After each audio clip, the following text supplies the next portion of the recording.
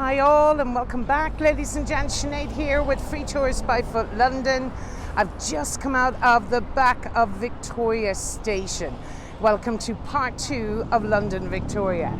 Now we're going to sneak around some very exclusive residential houses in London. I want to show you the homes of the rich and famous. And that'll take us around to a secret pub I want to show you.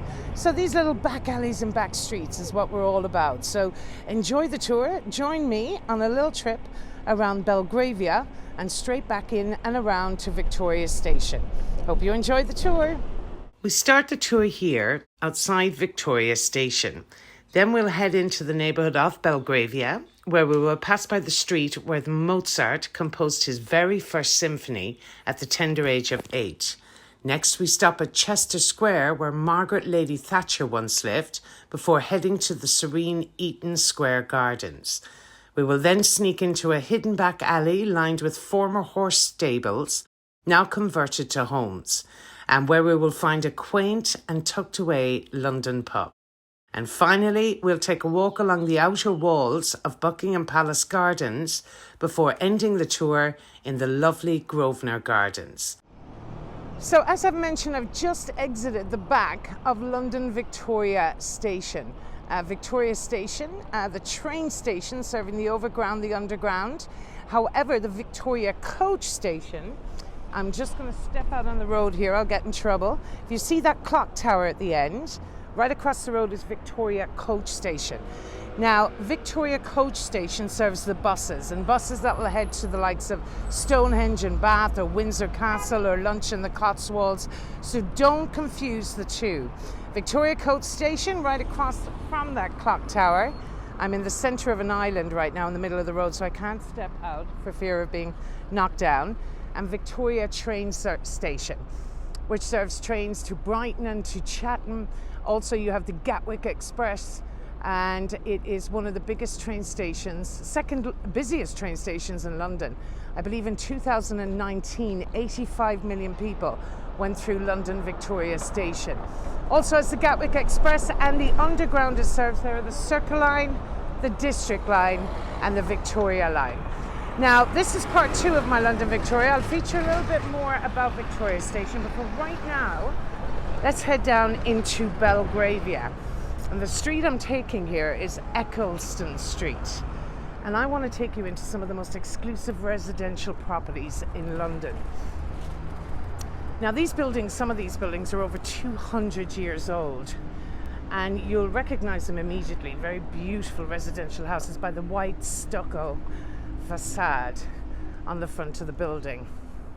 But just to give you a little bit of the atmosphere around here, you have some wonderful little outdoor restaurants. There are a lot of beautiful Michelin star restaurants in this area. It's also great for a cup of coffee. The area itself is one of the massive transportation hubs in London, and for that reason you have plenty of pubs, bars and restaurants to suit the weary traveller coming from either the coach station or if it's just general commuters in the area.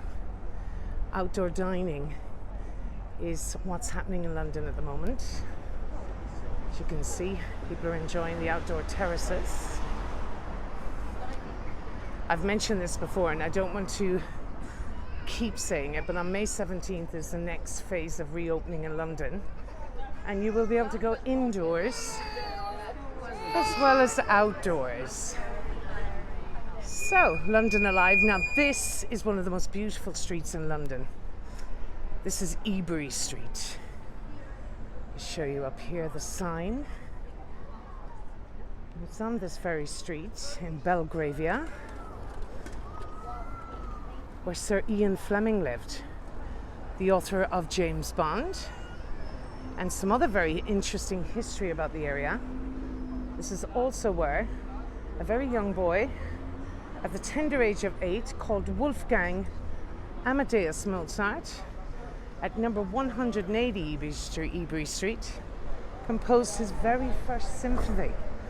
He was on an international music tour with his family around Europe and had spent some time here. In his later years as well, Mozart spent time in Soho as an adult on 5th Street. And if you're interested, we just did a Covent Garden tour, so they had lodgings here on Ebery Street and also lodgings on Cecil Court in around and close to the Covent Garden area. Now, what defines a lot of these beautiful houses are a lot of them have mews at the back, and MEWS just means street stables at the backs of these houses. But over here is Chester Square. Now, the reason I'm taking you down here is this property, the majority of this land around here, some of the most exclusive land in London, Belgravia and Mayfair, is owned by a family called the Grosvenor family. Grosvenor, so Grosvenor. And in the 1660s, a chap called Thomas Grosvenor married a young girl called Mary Davis. And she had a massive dowry, and he acquired a massive amount of land upon that matrimony here in London. And most of those lands are around here in Chester Square, all of the Belgravia area. So it is the property, all of these properties are of the Duke of Westminster. They're usually like 99-year leases, but these homes go for anything from 17 million up to 25 million. Right down this very street in Chester Square is where's the former home, just where that, behind that Range Rover actually. I'm pretty sure it's the one there where you see with the little glass lamp in the front, looks like a gas lamp at the front of the house, was the home of Margaret Lady Thatcher. But not only that, you had the likes of Laurence Olivier, Vivian Leigh, Joan Collins, Roger Moore, Sean Connery, Winston Churchill, Nancy D'Olio, Sven-Goran Eriksson, Roman Abramovich, the Russian billionaire, and the owner of Chelsea Football Club here in London. He doesn't own one property down here, he actually owns two. And he knocked them into one beautiful palatial home with an estimated worth, you guys, of £150 million. Chump change to a billionaire. Now, we also know that the Duke of Westminster, so getting back to the Grosvenor family, their official title is the Duke of Westminster.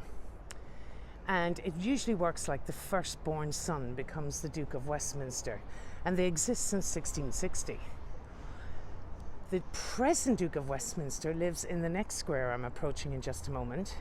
But there's something specific I want to show you on the pillars here. So they are the wealthiest English family in the world.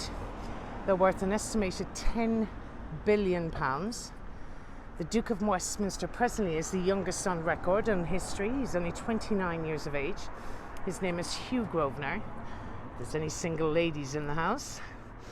He is very well connected, and he is a cousin of the royal family. He's in fact one of the 7 godparents of little Prince George. Now, why do I keep focusing on this?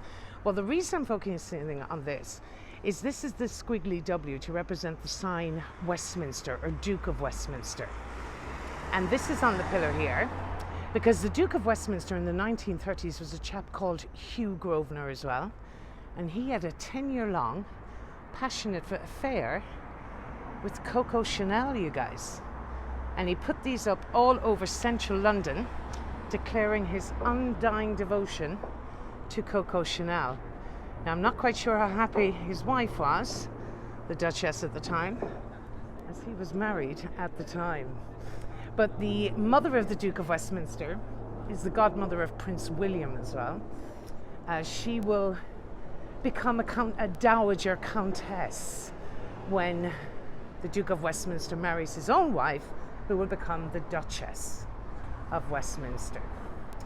So this is probably one of the most exclusive. This is Eaton Square.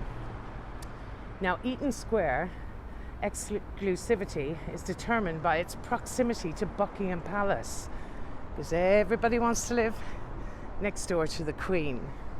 And these beautiful gardens you see here are exclusive private gardens for the residents and staff of the neighbourhood.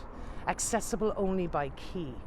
You'll be familiar with these kind of types of gardens if you saw the movie Notting Hill, you know, where Hugh Grant famously tries to climb over the railings and says, oopsie daisies. This gentleman is obviously working here. He's dressed very well in his bowler hat and suit. We'll head around here and we'll get a closer look at the gardens. So Eaton Square is home to the present Duke of Westminster as well. And I believe, so I've been told, it's the London residence of J.K. Rowling, who has done rather well for herself in the last few years. Let me get you a little idea of the insides of these parks. Unfortunately, I can't go in. Not a resident. Well, not yet anyway. So, if you're enjoying the tour so far, why don't you go ahead and click that like button and help others discover this video. And if you would like to watch more walking tour videos like this one, then also consider subscribing to our channel and click that notification bell so that you don't miss any new videos. In addition to walking tour videos, we also offer videos on London, travel tips, as well as videos covering day trips from London. And if you have any place that you would like to see us offer a video tour of, then leave your suggestions in the comments section below. And lastly, if you'd like to buy your tour guide a pint or a cup of coffee, links to do so are also in the description below. Now back to the tour. And this road would lead you straight down then towards Sloane Square in Chelsea. And this direction, which will be going in that direction, would head you back down towards Buckingham Palace. Now, oh, I forgot to mention, you guys, see this beautiful home here on the corner? That is the home of the famous actress Joan Collins. It's a rather nice house. So one of the most exclusive residential areas in London. Now I'll get a closer look at some of the properties now in just a moment. So we're going to walk straight up here. And we'll walk down this road. I believe the Belgian government were held here in exile as well after World War II. And there's quite a few embassies right down the end of this street. It's known as Embassy Row, and it's Grosvenor Square, I believe. But we'll head down there another day. So now we are back here again at Eaton Square. So let's have a little look at the front of these beautiful houses that I will never ever be able to afford, but alas, who knows, might win the Euro Millions.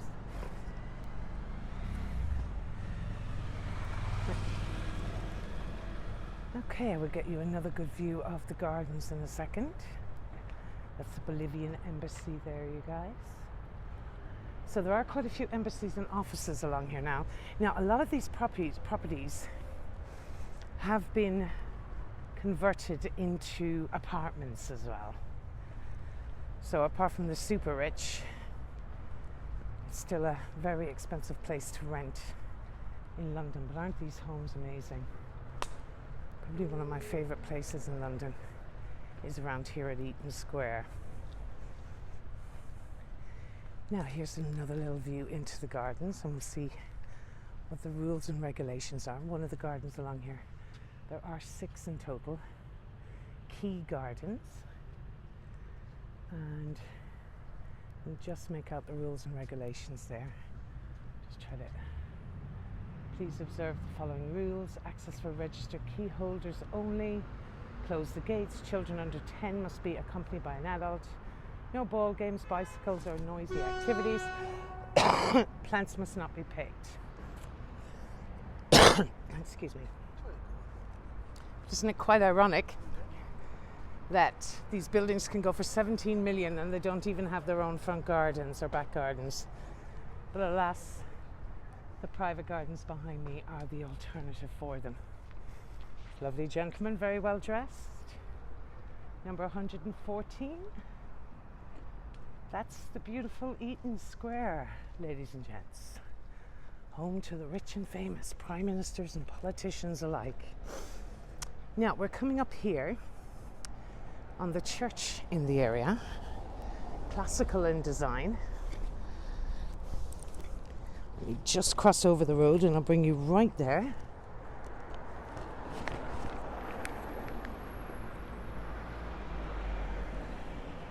This is St. Peter's Church, this beautiful church on the corner. So designed by Henry Hakewell during the first phase of the development of Eaton Square in 1820. Sorry, you guys, I just had to speak to a gentleman there. He wanted to know, he's obviously security for one of those buildings, probably one of the embassies, and he wanted to know why I was filming around here. So, which is perfectly understandable in the world we live in today, and it's not unusual for something like that to happen. So I'm back anyway, that's the most important thing. So as I was mentioning, so this was Henry Hakewell, this church was. It's got 6 columned porticos and the clock tower here.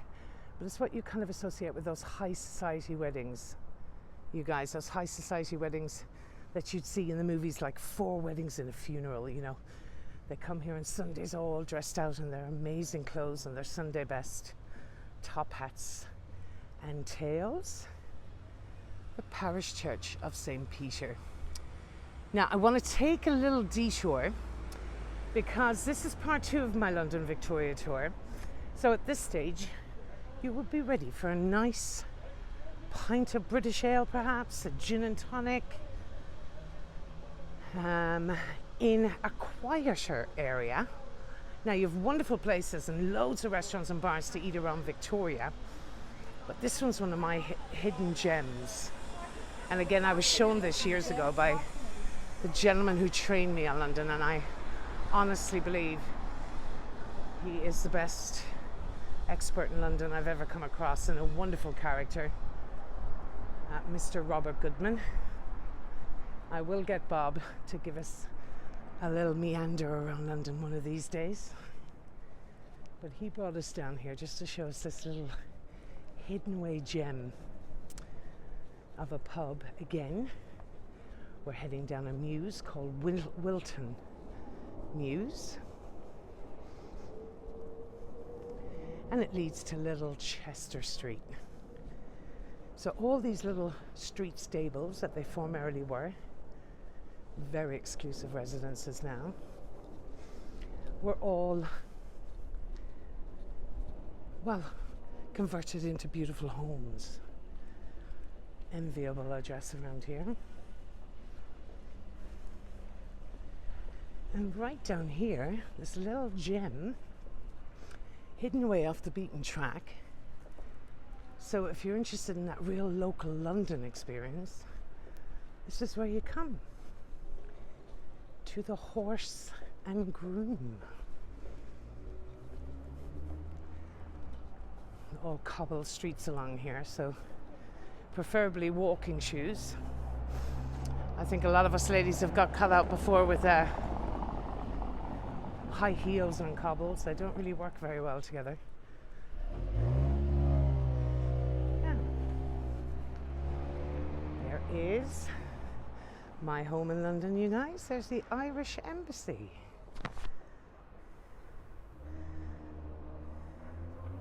The Irish Embassy. And down here, this beautiful, quaint little pub called the Horse and Groom. Now, I don't want to go straight down there because I don't want to annoy the people that are having a lovely little drink around there. But that little hidden gem in London, the Horse and Groom, right at the back of Belgravia. I didn't want to interfere too much. They're all looking at me as if I'm invading their privacy, so essentially I kind of am. But it's on Groom Place in southwest London, in the city of Westminster. Now this will take us back out onto the street, which has the highly fortified walls of Buckingham Palace. Now look at the frontages of these houses here along the way. See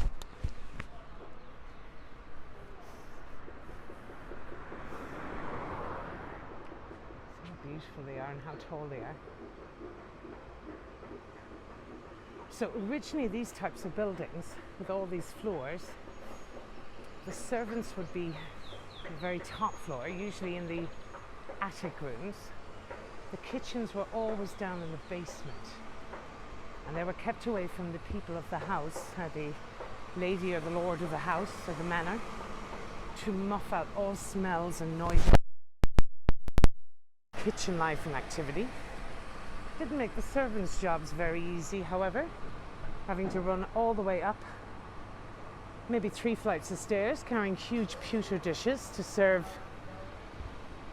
the family, the dining room is usually situated maybe on the 2nd floor of these buildings, and then the 1st floor, or the 3rd floor rather, would have been the accommodations of the children and the family themselves. The master bedroom, the gentleman's dressing room, and the ladies' dressing room attached. This gorgeous little Chester close, private in there, so not accessible to me, also known as Grosvenor Private Mews. These beautiful homes. And you can see why it's such a desirable address, because right in front of you, behind those walls, the highly fortified walls, are the gardens of Buckingham Palace. They are the largest private gardens in central London.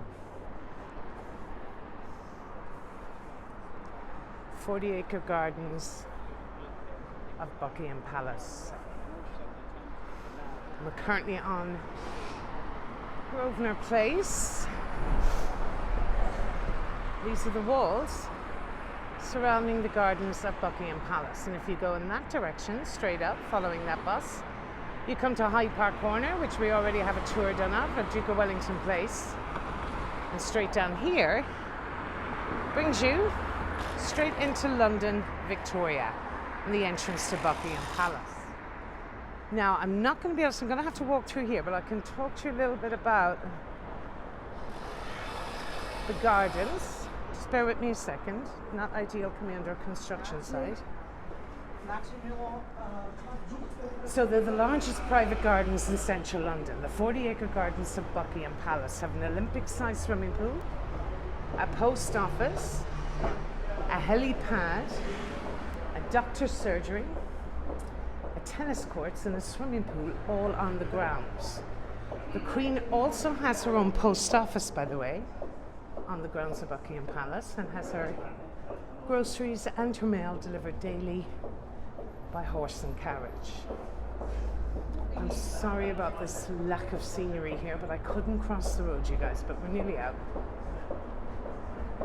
So a handy tip for you, because a lot of people like to, if you write to the Queen or send her a birthday card or a Christmas card, you will always get a response. Now, I'm not saying it's the Queen herself, but it's definitely one of her ladies in waiting will respond to you. So that would be exciting to get a notice from Buckingham Palace in the post. And as we're approaching the palace up here, you will see these 2 little quaint cottages right in the corner. Get a little closer. They're the Hansel and Gretel cottages. They've been nicknamed by Londoners. Oops, she came out of nowhere up the side. She's lucky I didn't side swerve. And you see these little cottages with the chimneys just on the left. These are the Grace and Favour apartments of the ground staff of Buckingham Palace. What a great perk to the job. Free accommodation on the grounds, you guys.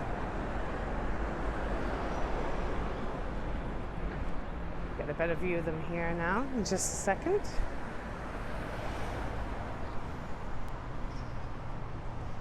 There you have them, right behind the walls there.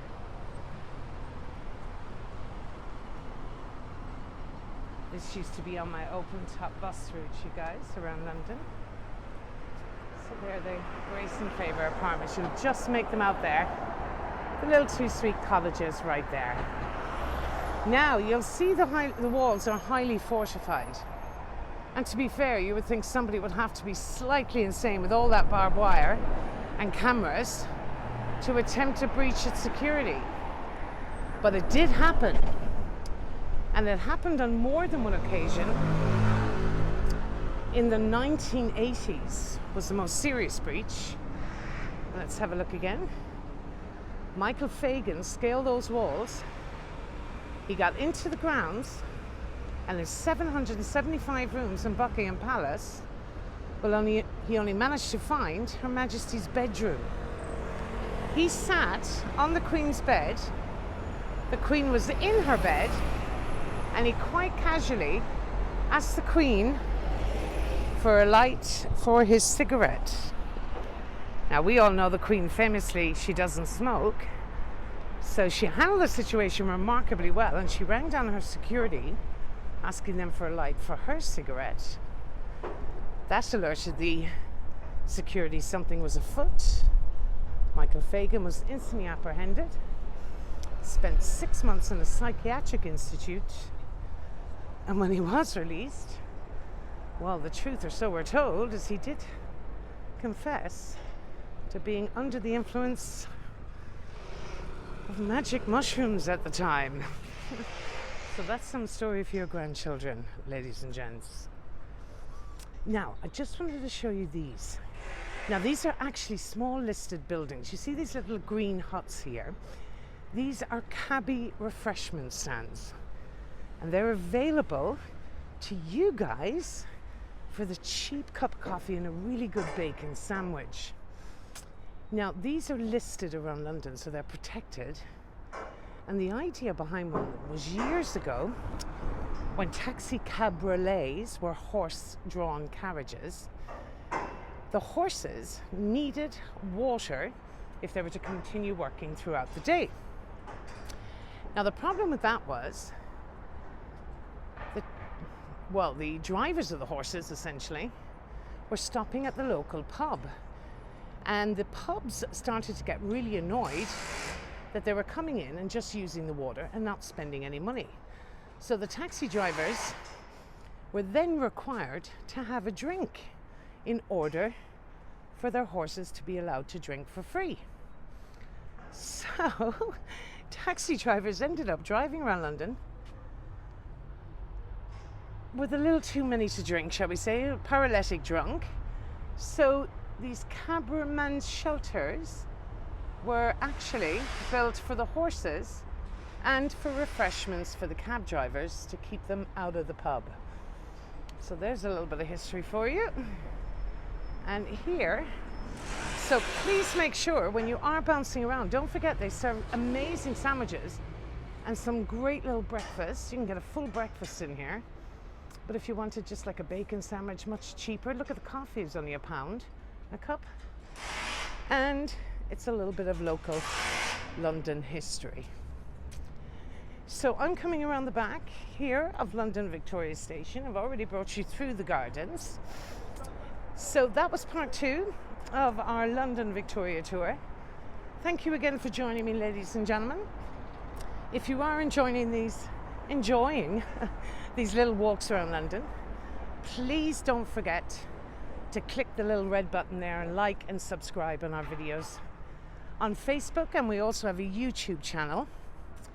I assure you every subscription helps us, and particularly me as a guide, and that the more views we get, the more videos we can make, and it's a pleasure for me to walk around London. It feels like I'm back working again. So here's London Victoria, and the red bus is coming towards us. So like and subscribe, you guys. If you fancy buying me a cup of coffee, you're more than welcome to do so. There's a buy me a coffee link underneath. And of course, to contribute to the mortgage application for a home in Eaton Square at 17 million, you can also link to my PayPal. But more importantly, thank you very much for joining us. And I'll see you on our next little adventure around London during the week. Quite a few more tours in the pipeline. Sinead in London Victoria, signing out.